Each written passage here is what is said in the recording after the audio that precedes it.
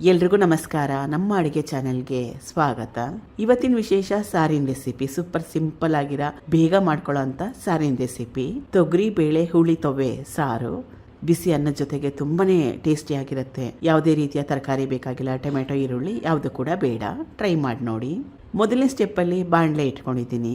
2 ಚಮಚದಷ್ಟು ತುಪ್ಪ, ಸಾಸಿವೆ ಮತ್ತು ಜೀರಿಗೆ 2 ಸಣ್ಣ ಚಮಚದಲ್ಲಿ ತಲಾ 1 ಚಮಚದಷ್ಟು ಸಾಸಿವೆ ಚಿಟಪಟ ಅಂದ ನಂತರ ಕಟ್ ಮಾಡಿ ಇಟ್ಕೊಂಡಿರೋ ಹಸಿರು ಮೆಣಸಿನಕಾಯಿ ಸುಮಾರು 3-4 ಕರಿಬೇವಿನ ಎಲೆಗಳ ಸುಮಾರು 15-20, ಸ್ವಲ್ಪ ಹಿಂಗು ಸಣ್ಣ ಚಮಚದಲ್ಲಿ ಅರ್ಧ ಚಮಚದಷ್ಟು, ಅರಿಶಿನ ಸ್ವಲ್ಪ. ಈ ಪದಾರ್ಥಗಳನ್ನ ಹಾಕೊಂಡ್ಮೇಲೆ ಸುಮಾರು 30-40 ಸೆಕೆಂಡ್ ಅಷ್ಟು ಬಿಸಿ ಮಾಡ್ಕೋಬೇಕು. ಇದಕ್ಕೆ ಮೊದಲೇ ಬೇಯಿಸಿಟ್ಕೊಂಡಿರೋ ತೊಗರಿ ಬೇಳೆನ ಸೇರಿಸ್ಕೊತಾ ಇದ್ದೀನಿ.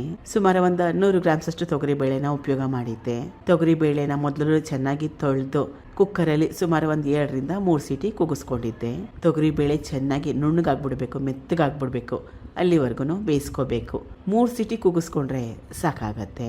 ಕನ್ಸಿಸ್ಟೆನ್ಸಿನ ಅಡ್ಜಸ್ಟ್ ಮಾಡಲಿಕ್ಕೆ ನೀರು ನೀವು ನೋಡಿ ನಿಮ್ಗೆ ಯಾವ ರೀತಿ ಬೇಕು ಅಂತ, ಗಟ್ಟಿ ಬೇಕಾ ತೆಳುವಾಗಿ ಬೇಕಾ ಅಂತ ಅದರ ಪ್ರಕಾರವಾಗಿ ನೀರನ್ನ ಉಪಯೋಗ ಮಾಡಿ.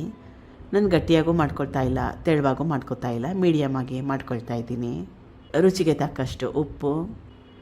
ಈಗ ಇದನ್ನು ಚೆನ್ನಾಗಿ ಕುದಿಸ್ಕೋಬೇಕು ಕಲಿಸ್ಕೊಂಡು. ಈಗ ರುಚಿಕರವಾಗಿರೋ ಅಂಥ ತೊಗರಿಬೇಳೆ ಹುಳಿ ತೊವ್ವೆ ಸಾರು ರೆಡಿಯಾಗಿದೆ. ಚೆನ್ನಾಗಿ ಕುದೀತಾ ಇದೆ. ಗ್ಯಾಸ್ ಸ್ಟವ್ನ ಆಫ್ ಮಾಡ್ಕೋಬೇಕು. ಲಿಂಬೆ ರಸ ಇದು. ಸುಮಾರು 1 ಮೀಡಿಯಮ್ ಸೈಜ್ ಲಿಂಬೆಹಣ್ಣನ್ನ ಉಪಯೋಗ ಮಾಡ್ತಾ ಇದ್ದೀನಿ. ಬೀಜನ ತೆಗೆದ್ಬಿಡಬೇಕು. ಗ್ಯಾಸ್ ಸ್ಟವ್ನ ಆಫ್ ಮಾಡ್ಕೊಂಡ್ಮೇಲೆ ಲಿಂಬೆ ರಸನ ಸೇರಿಸ್ಕೋಬೇಕು. ಲಿಂಬೆ ರಸ ಹಾಕೊಂಡ್ಮೇಲೆ ಮತ್ತೊಮ್ಮೆ ಕುದಿಸ್ಕೊಳ್ಳೋ ಅವಶ್ಯಕತೆ ಏನಿಲ್ಲ. ಇಷ್ಟ ಇದ್ದರೆ ಸಣ್ಣದಾಗಿ ಕಟ್ ಮಾಡಿ ಇಟ್ಕೊಂಡಿರೋ ಕೊತ್ತಂಬರಿ ಸೊಪ್ಪು, ಹಸಿ ತೆಂಗಿನ ತುರಿನ ಕೂಡ ಸೇರಿಸ್ಕೋಬೋದು. ಇಷ್ಟ ಇದ್ದರೆ, ಅವಶ್ಯಕತೆ ಏನಿಲ್ಲ, ಮನೇಲಿದ್ದರೆ ಇಷ್ಟ ಇದ್ದರೆ ಸೇರಿಸ್ಕೋಬೋದು.